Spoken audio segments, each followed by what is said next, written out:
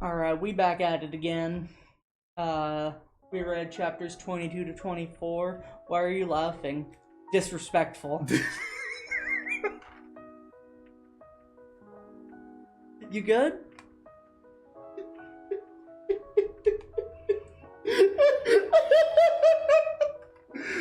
I looked at Katie. Disrespectful. So anyway, starting on Kagurabachi chapter 22. Last we left off, the dumb stupid guy got punched in the face, he got knocked out, the border around the invincible sumo ring broke. Alright.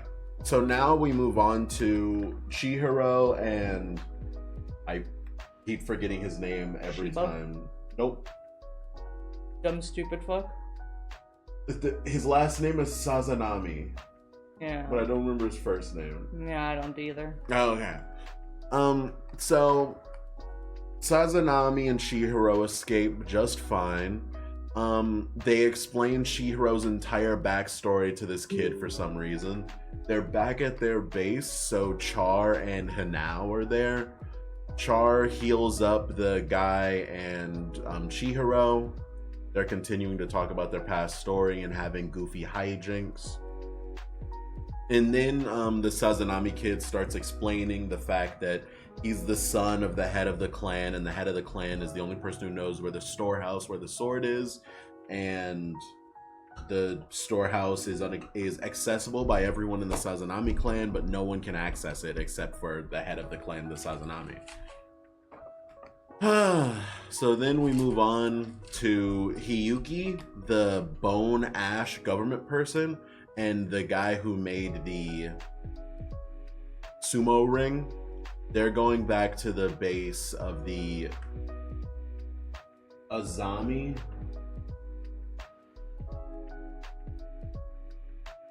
He's looking at his notes. Just give him a second. What is the government agency called? Why am Tsunami? The Rokushira is the Kamunabi. Kamunabi. How the fuck? Where did it go? He just had to scroll down a little bit to see the Kamunabi Tokyo headquarters. How did... What? Where did... Okay, whatever. Oh, there it is. The nation, Kamunabi government, not a big fan. So the leader of the Kamunabi is talking to Hiyuki, the person with the bone ash, and the bone ash person is like, all right, put us on the mission to go to the auction. We'll kill the people running the auction and we'll kill the guy with the sword. 2 swords back, easy peasy, not a problem at all. Then some guy pops up and is like, hey, by the way, that's not the plan. He's also very short. And the leader is like, no, we're just gonna buy the sword. And Hiyuki is like, this goes against my pride as a government agent to give money to these deceitful factors of the evil underground. And the guy's like, bro, we're not fighting a war with the underground right now. We're busy with a bunch of other stuff. We'll just buy the sword and move on. And Hiyuki's like, no, but we're the good guys. We can't give money to the bad guys. And then the leader says, no, we're buying the sword. We're moving on. And then we cut to the leader of the Sazanami, who runs the Rakuzachi. And Rakuzachi, yeah, the Sazanami lead head who runs the Rakuzachi. And he's on the phone talking to someone about the fact of apparently they have 4 great swords, but they're only 4 sacred swords, 4 great swords. The other 4, yeah. They have 5, and they're only selling the main one. And it's like, blah, blah, blah. We won't put the auction in danger by selling the sword. We know what we're doing. Don't worry. The 7th sword is definitely going to show up. We don't have the strength to fight him, but we don't really need the strength to fight him. They don't explain what that means yet. Then he gets home, he talks to his children and his lessers, he goes to his room, and then, oh my god, Shiba and Chihiro are sitting in the room of the head of the Sazanami clan. And then they just kind of talk. Chihiro has his dick out. just flopping around everywhere. It's crazy. And the head of the Sazanami clan is like, oh my god, I'm adept at appraising quality, and that shit is top tier. If you're reading the story along with us, you'll get this joke. If you're not, suffer. Sorry, we have to reject your application of the small wiener club. No.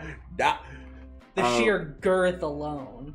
And so then the chapter ends with the head of the Sazanami clan saying, if I tell you where the sword is, will you leave? He just took the starburst away from me. All right, so babe, since you're not holding the starburst, you're gonna put it in your mouth right now. What do you think of the chapter? Yeah, it certainly was. Not to mention the balls. Can you please tell me what you think of chapter 22 of Kagurabachi?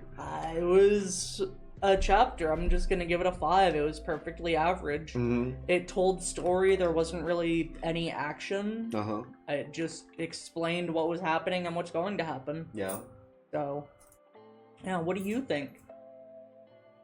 It was fine. It was fine. Mm-hmm.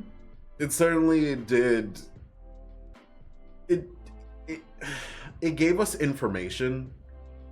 In these 3 chapters, I didn't add anything to my notes, so that's a negative. But, like, the timeline certainly is moving forward.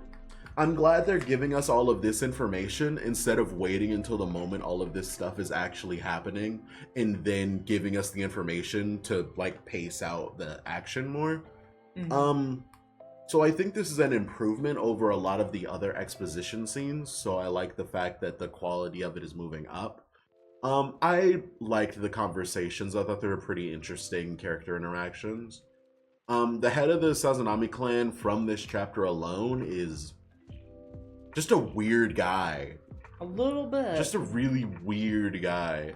And Shiba and Chihiro sitting in this guy's house when he's the head of the auction and like the biggest underworld guy ever is, as I've said before, the power scaling in this series is very difficult to follow. I don't understand how a random building that they're taking a little girl's pieces of her body off is covered by like 30 different sorcerers, and he wasn't even actually the leader of any underground like group.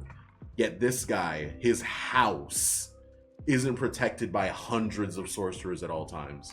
That's weird to me. So I'd give this it's better than all the previous exposition, so I have to give it points for that, but I'm taking away points for still making the power like a weird thing to follow. So a 4. Okay. I liked it, but it makes the world weird, so it's a definite 4. Yeah. Are you ready for chapter 23, or was there anything else you wanted to say about 22? No, I'm ready for chapter 23. Chapter 23. So we start with one of the people in the house who's downstairs, just kind of going about their day, not knowing anything is happening upstairs. And then the Sazanami lead starts explaining like, I don't want to fight you. I have no plans to fight you. I'm super happy that you're here because I get to see the 7th sword. It's an exquisite blade, but it seems more decorative than it does an actual weapon. But I'm sure it was made by the same guy who made all the other weapons, so it doesn't really matter what it looks like. It's definitely still a katana of mass destruction, a KMD, if you will.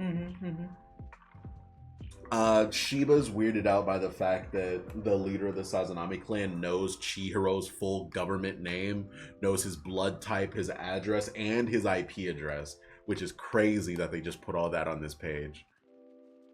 And then, you know how I was talking about how happy I was about the fact that they don't put exposition in the middle of the things happening?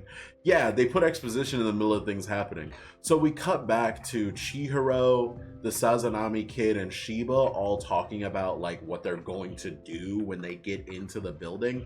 And the Sazanami kid explains the fact that there's a group of 4 of the strongest Sazanami who are constantly protecting the head of the Sazanami clan. And all of them are from the Sazanami clan, so they're all technically brothers.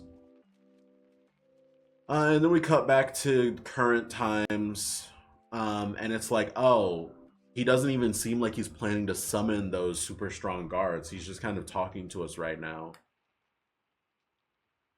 And then Chihiro starts talking about like, oh, what do you mean I don't have a right to take it from you? My dad is the one who made them, and I'm only doing this to uphold his vision.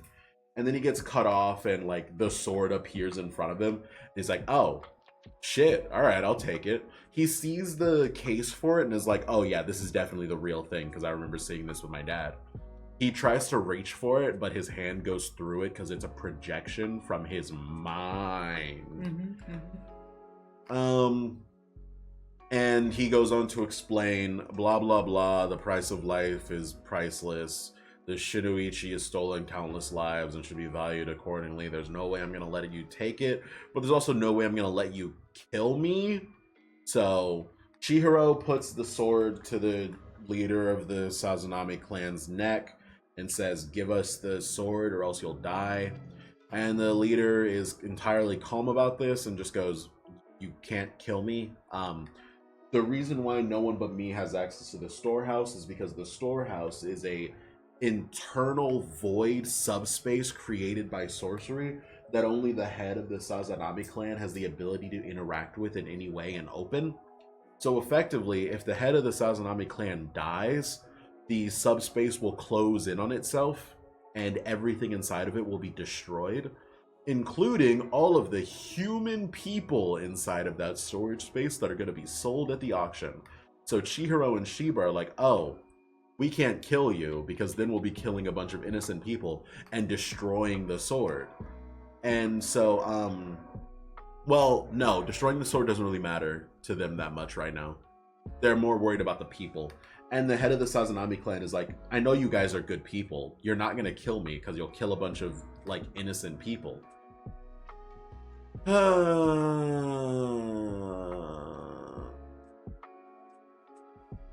And then once Chihiro puts the sword away from his neck, he stops showing them the inside of the storehouse. And then Shiba's like, oh, well, if the clan head is able to access the subspace, then all we have to do is get rid of this guy, make the Sazanami clan kid that we have the subspace, and then we'll be able to get all the stuff out of it. But the problem is, the Sazanami kid is terrible at sorcery, so the concept of being able to do that seems like not a real plan right now. So Shiba's like, all right, well, we have all the information we want. We're going to leave. And the Sazanami head is like, nah, you brought the seventh sword to my house. I'm taking that. There's not really a reason why I wouldn't. You can't kill me. I'm perfectly fine with killing you. And so then the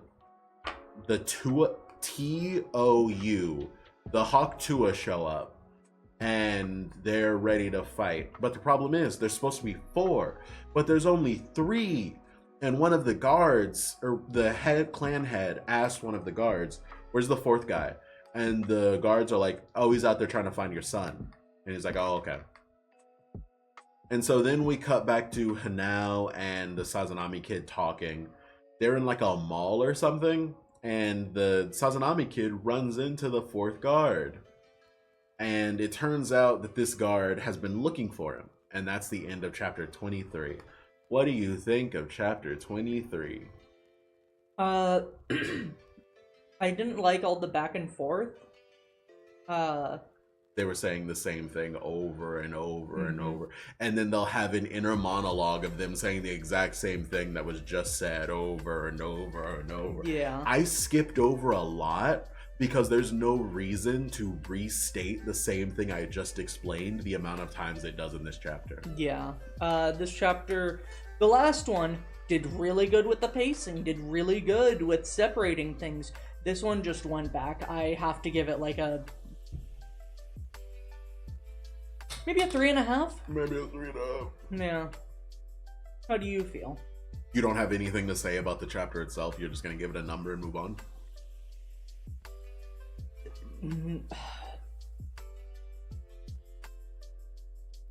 They showed a lot and didn't really explain that much. So I think it's just another one of those chapters that's just like, alright, we're building up all of this stuff to have a huge payoff. Just not right now. Yeah, you know what? You're super right, actually. There's not much to say about this chapter because 80% of what happens in this chapter is paid off next chapter, Mm-hmm. and that other 20% is going to be for the big battle at the end of this arc. Yeah. You are absolutely correct. I'd give this chapter 4 out of 10, same as the last one. I don't like the whole putting stuff in the middle of it, but this chapter has a lot of really fun stuff that I like. The guards are weird as fuck, as is every character in this series. I really like how calm and collected the head of the Sazanami is, even when there's the 7th weapon of mass destruction pointed directly at him. Because he's done his research, he knows who these two people are, and he knows that if he tells them, if you kill me, everyone else is going to die. But if he were to freak out and go, whoa, whoa, whoa, if you kill me, they'll all die, if you kill me, they'll all die, he knows he won't be taken seriously. So he puts on the whole act of, I don't care what you're doing right now. And I really like that about his character. That's why it's still a 4 out of 10 rather than losing a bunch of points. Yeah. I like that character enough to bump it up to a 4. The whole Shiba inner monologue throughout the chapter is boring. Because as I said, it's just restating the same things over and over again. Good information, bad ways of giving it, but I do really like the character that was introduced in this chapter. And the 4 guards are definitely there. Yeah. All right. You ready for chapter 24? Was there anything else you wanted to say about chapter 23? No, that was it for me. Okay. Chapter 24. True. Arr. Okay. Okay. So, we begin with an inner monologue from Shiba talking about the fact that these 3 sorcerers in front of them are definitely on a different level from the sorcerers that were at Sojo's place guarding it. Yep. Shiba then asks the guy, hey, if you feel like fighting, you'll definitely fight, huh? And the guy's like, yep, I'll fight if I want to fight. And then he explains the fact that, oh yeah, you definitely won't kill me because I have a bunch of slaves that'll die if I die, but I can kill you anytime I want. And so then he explains, you came here thinking you were the hunter, but actually it was the opposite. You can end it there. We'll get what you mean. But no, we need a full page spread of him saying, actually, we're the hunters. He looks so menacing. And then we move back to Shiba and Chihiro saying, all right, well, this was fun. We're going to run away now. And Chihiro's like, no, I'm not running. And then we get another flashback to them talking about the plan.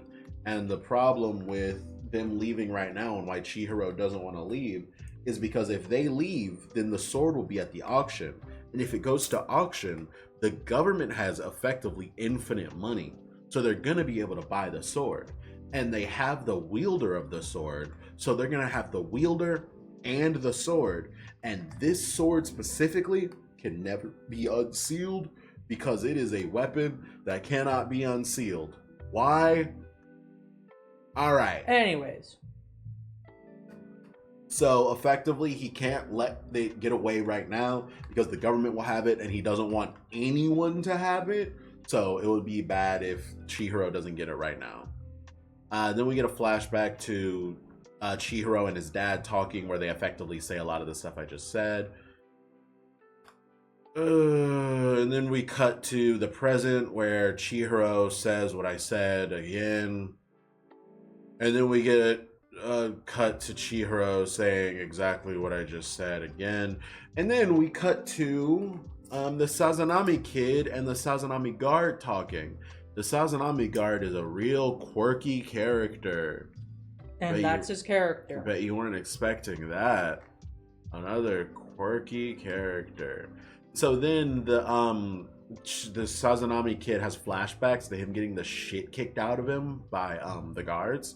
So he tries to jump off the top of the mall into the parking lot. But he gets caught by the guard and it's like, whoa, whoa, whoa, whoa, whoa. You're really weak. You'll probably die if you hit the ground like that. And the kid was like, I'd rather die. You came here to kill me since I ruined the merchandise, right? And the guard is like, no way, we're brothers. I just came to bring you back. And then we get inner monologue from the Sazanami kid talking about he loves me sincerely, but his way of showing it is through throwing punches and kicks.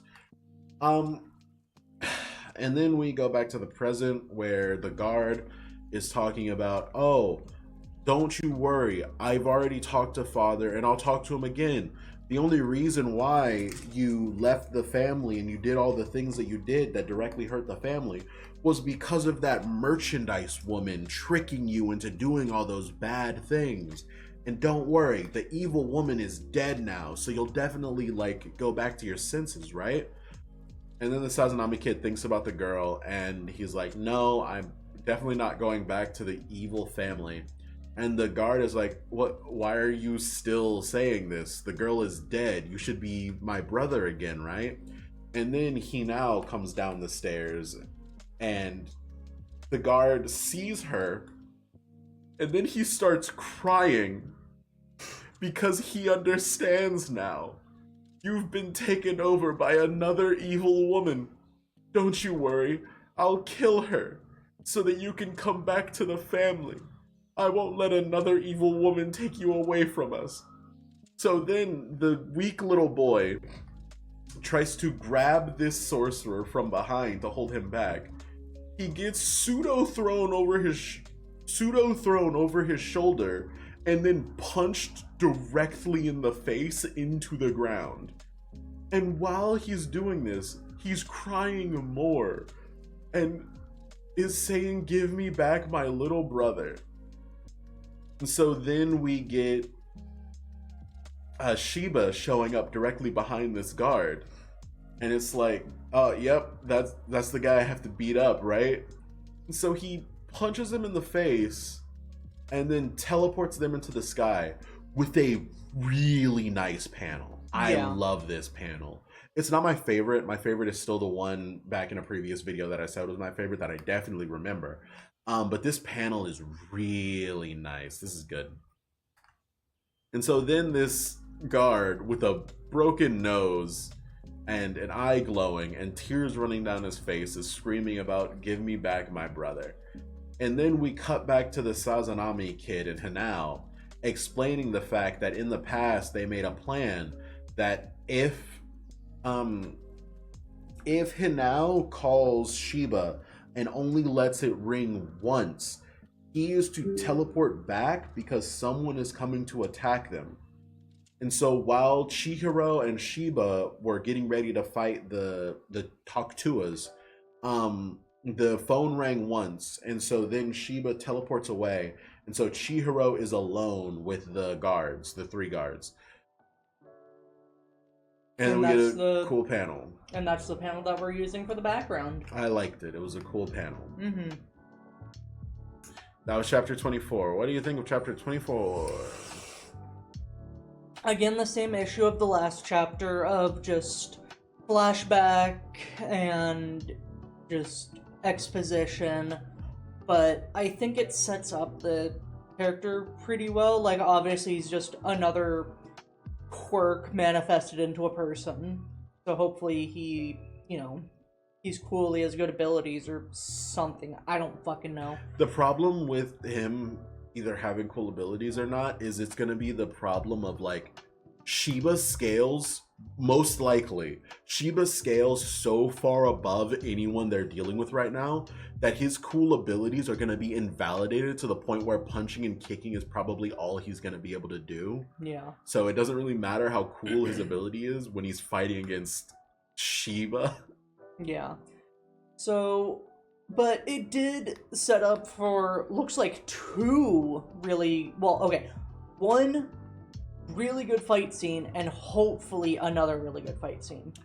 Do you know what I'm expecting? I'm sorry, continue. I'm so sorry. Chihiro's gonna have an epic showdown where it's a 1v3 and he's gonna win because he's got the awesome sword. And then Shiba is either going to just drop the guy and he can do nothing and he's just gonna die, or they're actually gonna fight and it's gonna be cool. So, all in all, I'm gonna give it. I'll give it a 6. Okay. Go ahead. Going off of what you said about Shiba and the guard fighting, it's 100% gonna be Shiba's gonna beat the shit out of him, and then the kid is gonna go, no, I have to prove myself better than the Sazanami. I'll fight him myself. So then it'll be the Sazanami kid goes through an awakening or what the fuck ever and gets like a really weak sorcery ability that he'll be able to train in the future. But right now, since he'll be fighting someone who got the shit kicked out of them by Shiba, it'll be a quote unquote equal fight. And so the kid will actually become a sorcerer. So then the plan of him becoming the head of the family and accessing the storage room will become a viable plan. But that plan will also fail for some reason so that the auction can happen, so that they can have the big, like, 3-way fight of all the chaos of the government agents and everyone fighting against each other. Yeah. Hanao's here. She definitely talks in panels. She's a sorcerer, isn't she? I don't think she is. She's the head of the, like, sorcery call agency. I think she's just like the front desk person. She runs it. She's the only person there. Yeah, she puts up the posters. She gives out the jobs. She gives the pay and she gets the pay. She's like the only person there. It's hard now to as say. a person. I apologize. Continue with your thing. No, go on. They made it very clear that this sword that they're trying to sell is like one of, if not the best sword out of all of them, because it has all the extra protection around it. Like, it has the rope and the, like, quills going through it, whatever. I'm hoping that there's some sort of good payoff with it.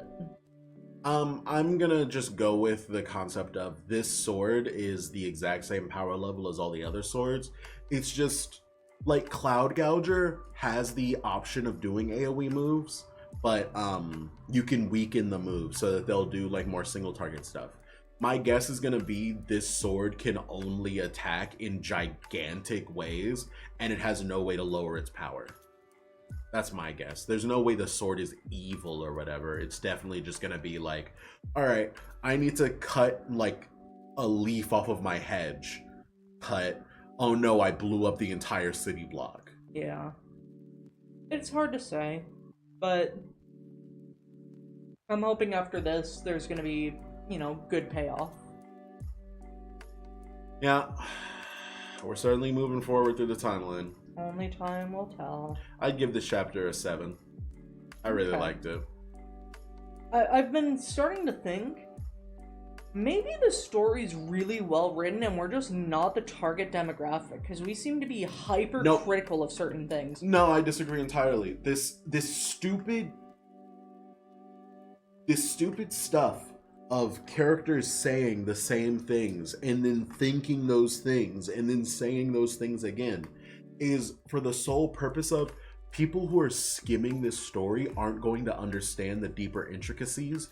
So we have to say the same thing 7 times in order for people to get it. Because you came here thinking you're the hunters, but actually we're the hunters. Like, it's such an annoying thing, but I understand why people do it. Because the people who read your story and like understand it aren't the ones who are going to complain about it.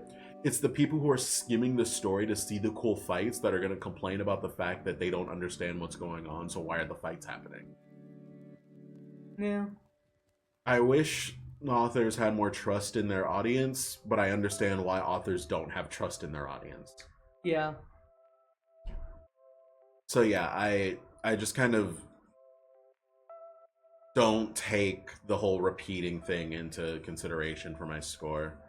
So I'd give it a 7. I really enjoyed the stuff that I liked about it. Okay. All right. If you made it 30 minutes into this video, don't forget to like, comment, and subscribe. What are you, a game grump? Scub. Alright. We'll see you guys in the next one. Have a good one. Goodbye. Hasta luego. What? Fuego. Okay.